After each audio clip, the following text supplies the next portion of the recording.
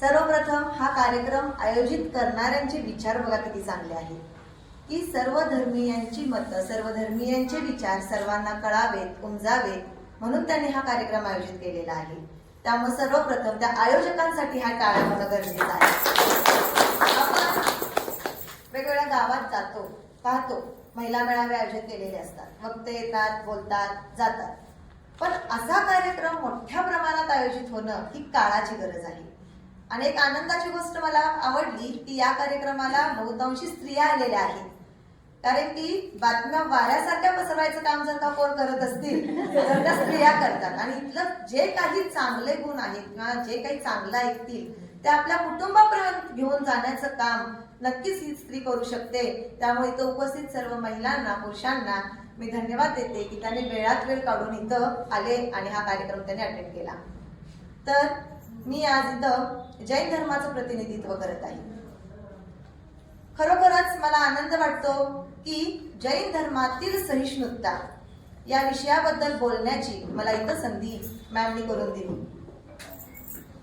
खरं सांगायचं झालं तर सर्व धर्म समभाव हे तत्व आपल्या भारतीय संविधानानं स्वीकारलेलं आहे। या आपल्या भारतीय संविधानानुसार प्रत्येकाला आपल्या धर्मानुसार आचरण करण्याचं स्वातंत्र्य दिलेलं आहे। प्रत्येकाला आपल्या धर्माची उपासना करण्याचं स्वातंत्र्य दिलेलं आहे आणि जो तो आपल्या धर्माची उपासना करण्यात मग्न आहे। पण असंही कुठल्या भारतीय संविधानानं सांगितलं नाही की बाबा हाच धर्म श्रेष्ठ, तो धर्म कनिष्ठ नाही। आपण सगळ्यांनी सर्व धर्म समभाव हे तत्व स्वीकारल्यामुळं जेवढा माझा धर्म मला श्रेष्ठ वाटतो तेवढा जेव्हा आपण दुसऱ्याचा धर्म श्रेष्ठ मानू तेव्हाच तुमचा धर्म हा श्रेष्ठ मानला जाईल। पहा, म्हणजेच सगळे धर्म हे श्रेष्ठ आहे ही भावना प्रत्येकानं आपल्या मनात जपणं गरजेचं आहे। आज जैन धर्मातील सहिष्णुता हे तत्व मांडत असताना सहिष्णुता म्हणजे काय हे पहिल्यांदा समजून घेणं गरजेचं आहे। तर सहिष्णुता म्हणजे फक्त दुसऱ्याला सहन करणे नव्हे, तर दुसऱ्याचे आचार, विचार, मतभेद हे जेव्हा आपण आदराने स्वीकारू तेव्हा ती सहिष्णुता होते। बघा, समाजात प्रत्येक घटनेत प्रत्येक वेळेला वेगवेगळे मतभेद जेव्हा निर्माण होतात तेव्हा संघर्ष निर्माण होतो। जो तो आपल्या ठिकाणी स्वतःला श्रेष्ठ समजायला लागतो तेव्हा संघर्ष निर्माण होतो आणि त्या संघर्षातून ताणतणाव निर्माण होतात, भांडणं निर्माण होतात। आणि जेव्हा आपल्याला दुसऱ्याचे विचार समजून घेण्याची वृत्ती स्वतःत निर्माण होते तेव्हाच सहिष्णुता वृत्ती तिथं जागवली जाते, असं मानलं तर काय गर्द ठरणार नाही। हे पहा, जैन धर्मातील एक सगळ्यात महत्वाचं मूल्य म्हणजे अहिंसा। अहिंसा, सत्य, अस्तेय, अपरिग्रह आणि ब्रह्मचर्य ही 5 तत्व जैन धर्मात सांगितलेली आहेत। वर्धमान महावीर हे जैन धर्माचे 24वे तीर्थंकर। स्वतः त्यांचा जन्म एका राजघराण्यात झाला होता। स्वतः ते एक राजपुत्र होते। एक राजपुत्र असणाऱ्यानं कसं जीवन जगलं पाहिजे? अगदी ऐशोआरामी, मागं ते त्यांच्या हातात मिळणार होतं, सगळं सुख त्यांच्या पायाशी होतं, पण त्यांचं लक्ष त्याच्यात लागलं नाही, कारण की राजानं राजभोग जगावं असं त्यांना कधीच वाटलं नाही। तर या समाजासाठी त्यांना आपलं आयुष्य खर्च करायचं होतं आणि एक राजपुत्र असून सुद्धा घरादाराचा, संसाराचा, सगळ्याचा त्याग करून 12 वर्ष यांनी तपश्चर्या केली। अगदी ऊन, वारा, पाऊस सहन करत अक्षरशः त्यांच्या अंगावर वेल चढले होते। सगळं त्यात प्राणी, सर्प वगैरे राहत होते, पण त्यांना कोणी इजा केली नाही। 12 वर्षानंतर त्यांना जेव्हा सिद्धी प्राप्त झाली तेव्हा त्यांनी आपल्या इंद्रियांवर विजय मिळवला होता, म्हणून त्यांना लोक जिनेंद्र म्हणू लागले। आता इंद्रियांवर विजय मिळवणे म्हणजे काय? तर बघा, एखादी गोड गोष्ट आपल्याला खायला दिली तर आपण चवीनं खातो, वा किती छान आहे। तेच कडू कारलं दिलं तर छी छी किती कडू आहे असं म्हणतो। म्हणजे चांगलं ते आपल्याला हवं असतं आणि वाईट नको असतं। जीवनात आपल्याला एखाद्या केव्हा आपल्याला काय होतं, अत्यंत आनंददायी घटना घडतात, त्या आनंदाने आपण हुरळून जातो, वा वा माझ्या जीवनात आज हे घडलं, मला लॉटरीचं तिकीट लागलं, माझ्या मुलग्याने नंबर मिळवला, फार आनंद होतो आपल्याला, आपण आनंदाने हुरळून जातो। पण तीच जर का दुःखाची गोष्ट घडली तर तिथं आपण खचून जातो। इंद्रियांवर विजय मिळवणे म्हणजे काय? तर जो आपल्या जीवनात सौख्याचा, आनंदाचा क्षण आलेला आहे त्याला पण आपण तेवढंच महत्त्व दिलं पाहिजे जेवढा आपल्याला दुःखाचा क्षण जीवनात येतो। आनंदानं हुरवून जायचं नाही आणि दुःखानं खचून जायचं नाही, हेच जैन धर्मात सांगितलेलं आहे. आणि या जैन धर्मातील पहिलं तत्व आहे अहिंसा. कोणत्याही जीवाची हत्या करायची नाही. म्हणून जैन धर्मीय शुद्ध शाकाहारी आहेत. पहा, पूर्ण शाकाहारी. अगदी अंड सुद्धा आमच्या धर्मात खाल्लं जात नाही, कारण की त्या अंड्यात सुद्धा एक जीव दडलेला असतो, हे आमचा धर्म मानतो. एवढेच नव्हे, आमचे महाराज साधू जेव्हा फिरत असतात, अगदी एका पांढऱ्या कपड्यावर असतात. पहा, ते म्हणजे इतकं तपश्चर्या व्रत त्यांचं आहे की ते आजूबाजूला फिरताना ते प्रवास करत नाहीत. जे आमचे साधू आहेत, आमचे संत आहेत, प्रवास करताना ते पायी प्रवास करतात. हजारो किलोमीटरचा प्रवास असू दे, ते कधीही वाहनात चढत नाही. आपल्या जवळ एक ते मोरपिसाची पिंची असते त्यांच्याकडं, ते सारखे अशी उडवत असतात. का? की आपल्या पायाने समजा किंवा बसताना वगैरे ते पिंचीने पहिल्यांदा झाडतात आणि मग बसतात, की आपल्यामुळे मुंगीचा सुद्धा जीव जाऊ नये. एवढी हिंसा, म्हणजे अहिंसा धर्म त्यांनी स्वीकारलेला असतो आणि आपल्याकडून कुठल्याही जीवाची हत्या होऊ नये यासाठी ते तडफडत असतात. तर अहिंसा जसं तत्व आम्ही स्वीकारलेलं आहे, सत्य, आपलं वागणं हे नेहमी सत्याचं असावं, आपलं बोलणं नेहमी सत्य असावं. कारण की एक चूक लपवण्यासाठी आपण हजारो खोटं पुन्हा बोलू शकतो. मग तेच जर का एक खोटं मी बोललं हे जे तुम्ही सत्य सांगितला, तर त्या एका वाक्यातच तुमचं खरं बाहेर येणार ना. कशाला तुम्हाला वेगवेगळं, अरे यायला शाळेला उशीर का झाला, नाही टीचर इकडे गेलो होतो, तिकडे गेलो होतो. मुलं बरीच खोटं सांगतात. मग दुसरा प्रश्न विचारला की बरोबर ती गावतात आम्हाला. मग तेच नाही, आज जरा घरात मॅडम मलाच उठायला उशीर झाला म्हणून यायला उशीर झाला, हे एका वाक्यात जर का त्यांना सांगितलं तर पुढचे प्रश्न मी पण विचारणार नाही ना त्यांना.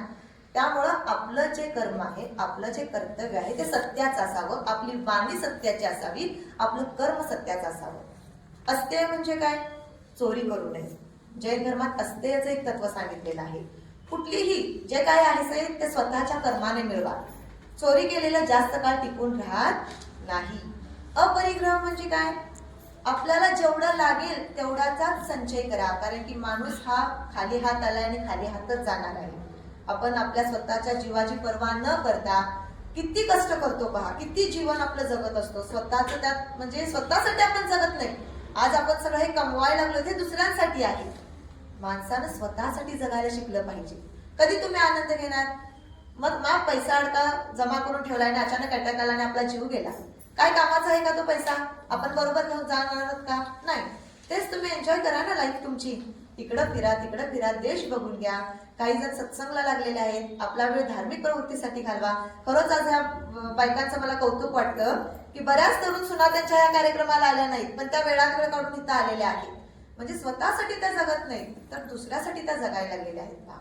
तर त्या महिलांना खरंच सांगायला वाटतं की ह्या बायकांचा त्यांनी आदर्श घेणं गरजेचं आहे की स्वतःसाठी आपण जेव्हा जगतो तेव्हा आपल्याला आपल्या जे काही आपण करायला लागलोय त्याची जाणीव होत जाते पहा. तर हा अपरिग्रह म्हणजे जास्त संचय करून ठेवायचा नाही आणि आपली वृत्ती ब्रह्मचर्याची असणं गरजेचं आहे. तर हे सगळं जैन धर्म आपल्याला सांगतो आणि ते आम्ही आचरणात आणतो. अहिंसा म्हणजे फक्त शारीरिक इजा करणे नव्हे, आपण फक्त मारूनच दुसऱ्याला इजा करतो असं नाही. तर ही आपली जीभ आहे ना, त्या जिभेचा घाव त्याच्यापेक्षा जास्त वाईट असतो. एक वेळ केलेली जखम भरून येते, पण बोललेला शब्द त्यांना जे आपण जखम करतो ती कधीही भरून येत नाही. त्यामुळे माणसानं बोलून विचार करण्यापेक्षा नेहमी विचार करून बोलणं गरजेचं असतं पहा. आणि त्यातूनच आपली सहिष्णु वृत्ती आपण जगाला दाखवून देतो. जैन धर्माचा अनेक तत्व आहे. अनेकांतवाद. आता अनेकांतवाद म्हणजे काय? सत्य सगळेच बोलत असतात, पण सत्य हे कधी परिपूर्ण नसतं. एक छोटी गोष्ट सांगते पहा तुम्हाला. एका गावात 4 आंधळे होते. ते 4 आंधळे जरी असले तर त्यांच्याकडे एक दैवी शक्ती असते पहा. आपल्यापेक्षा उत्कृष्ट ते काम करतात की नाही? कधी आंधळ्या लोकांना अनुभवलं का? स्पर्शानं ते सगळं जाणवत असतात पहा. जरी ते आंधळे असले तरी प्रत्येक जण आपल्या कामात निपुण होता. एक आंधळा होता, तो गुरुड काम करायचा, सूप वगैरे तयार करायचं, बुट्ट्या तयार करायचं काम करायचा. एक आंधळा होता, तो पाईपद्वारे झाडाला गार्डनर म्हणजे पाणी घालण्याचं माळ्याचं काम करायचा. एक आंधळा होता, तो दोर बनवायचं काम करायचा. एक आंधळा होता, तो लाकडापासून खांब तयार करणे, तुळ्या तयार करणे असं तो काम करत होता. आणि हे सगळं करत असताना त्यांनी कधीही आयुष्यात आपल्या हत्ती हा प्राणी पाहिलेला नव्हता. एकदा त्यांच्या गावात एक हत्ती आला. सगळे लोक जाऊन हत्ती बघू लागले. हे आंधळी लोक बघणार कसं? त्यांना ज्ञान होतं स्पर्शानं. एक आंधळा गेला, त्यांना हत्तीच्या पावलाला स्पर्श केला. त्यांना हत्ती खांबासारखा वाटला. तो आंधळा काय म्हटला? अरे हत्ती खांबासारखा आहे. दुसरा आंधळा गेला, त्यानं हत्तीच्या शेपटीला स्पर्श केला. तो म्हटला नाही रे, हत्ती दोरासारखा आहे किंवा दोरीसारखा आहे. तिसरा आंधळा गेला, त्यानं हत्तीच्या कानाला स्पर्श केला. तो म्हटला नाही रे, हत्ती सुपासारखा आहे. चौथा आंधळा गेला, त्यानं हत्तीच्या सोंडेला स्पर्श केला. नाही रे, हत्ती पाईप सारखा आहे. आता या चौघांचं काही चुकलं होतं का रे सांगणार? चौघं आपापल्या जागी बरोबर होते. म्हणजे सत्य हे प्रत्येकाच्या जागी योग्य असतं, पण ते पाहण्याचा दृष्टिकोन प्रत्येकाचा काय असतो? वेगवेगळा असतो. त्यामुळे सहिष्णुता आपल्याला काय शिकवते? सहिष्णुता हेच शिकवते की आपण जसं स्वतःची मतं मांडतो तशी दुसऱ्याची मतं ऐकणं सुद्धा आपलं कर्तव्य आहे. माझंच खरं हे जिथं जो म्हणतो तिथं संघर्ष निर्माण होतो आणि या संघर्षातून वाद निर्माण होतात. आज आपण 21व्या जगात जगत आहोत, पण 21व्या शतकात किती विज्ञान, तंत्रज्ञान, संगणकानं किती प्रगती केली पहा. पण ह्या जगातली युद्ध थांबली आहेत का? वादविवाद थांबले आहेत का? नाही. संघर्ष वाढलेलेच आहेत, वादविवाद थांबलेले नाहीत. कारण काय त्याला? की कुठेतरी सहिष्णुतेची कमतरता. जो तो स्वतःला शहाणा समजायला लागलाय आणि दुसऱ्याला तुच्छ लेखायला लागलाय.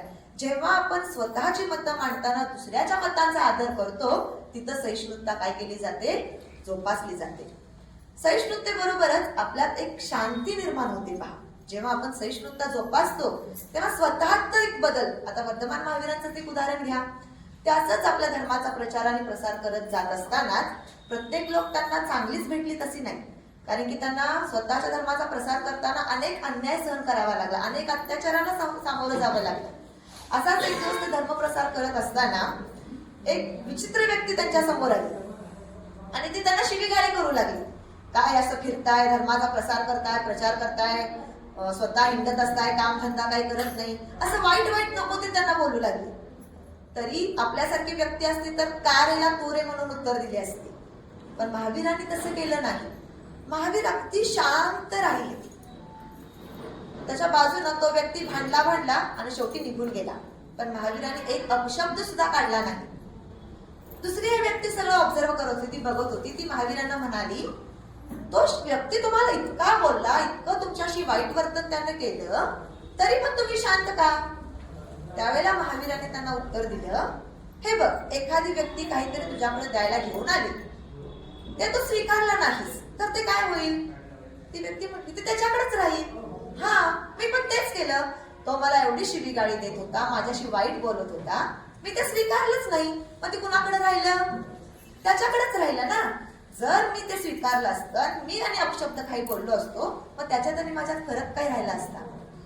त्यामुळं माणसानं जीवन जगत असताना असंतुलित व्यक्ती आहेत त्यांच्यासारखं आपण वागून आपलं संतुलन बिघडून घ्यायचं नाही. असंतुलित व्यक्तीला आपण शांततेनंच उत्तर देऊ शकतो.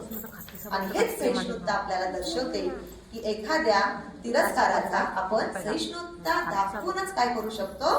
त्याला उत्तर देऊ शकतो. सहिष्णुतेचा जर का विचार केला तर जगात सगळ्यात सहिष्णु वृत्ती कुणाकडे असेल तर ती स्त्रियांकडे. कारण की स्त्रीचा जन्मच कशासाठी झालेला आहे? सहिष्णुतेसाठी झालेला आहे. आज इथं आपण सगळ्या स्त्रिया जमलेलो आहोत. क्षणाक्षणाला, पावला पावलाला आपल्याला समजून घ्यावं लागतं. आपल्या डिलिव्हरीच्या वेळेला वेदना किती जरी असल्या तरी आपण नवीन जीवाला जन्म देत असतो, तेव्हा सर्वात प्रथम आपली सहिष्णु वृत्ती दाखवतो. एक स्त्री म्हणून, एक आई म्हणून मुलग्याची काहीतरी चूक झाली तर त्यावेळेला बाकीचे म्हणत असतात, काय आई आहे, दोन उडव की त्याला. पण आपण न उडवता, त्याला न मारता, प्रेमाने समजून सांगून त्याच्या मुलाच्यात आपल्या काय करत असतो? बदल घडवून आणत असतो. ही आई म्हणून एक सहिष्णु वृत्ती आपली असेल. बहीण म्हणून किंवा कन्या म्हणून आपली बरीच मोठी मोठी स्वप्न असतात, पण घरची परिस्थिती नाहीये, कुठेतरी आपण तडजोड करून ती सहिष्णु वृत्ती दाखवत असतो.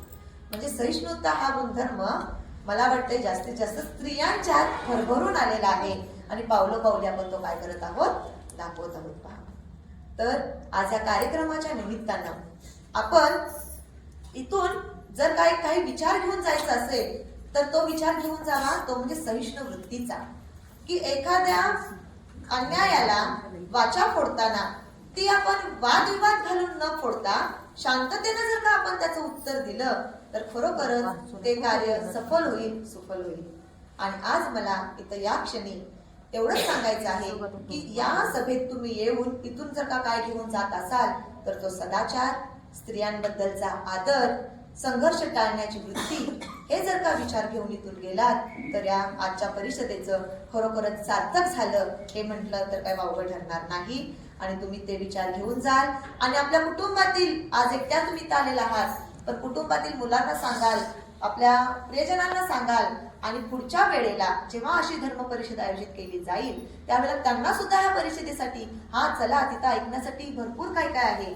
आणि माझ्या आयोजकांना एक विनंती आहे की जशी आपण या महिलांसाठी इथं आयोजना केलेली आहे, ही बैठक आयोजित केलेली आहे, तसं शाळा कॉलेजमधील खरी गरज आहे त्या मुलांसाठी. कारण की आजचे विद्यार्थी भविष्याचे नागरिक आहेत, त्यांच्यात आपण जर काही वृत्ती जर का बिंबवू तर खरोखरच आपला भारत देश आणखीन एकजुटीने जर का पुढे गेला तर त्यात काही वावगं ठरणार नाही. मला इथं या क्षणी बोलण्याची संधी दिली त्याबद्दल आयोजकांचे मी खूप खूप आभार मानते.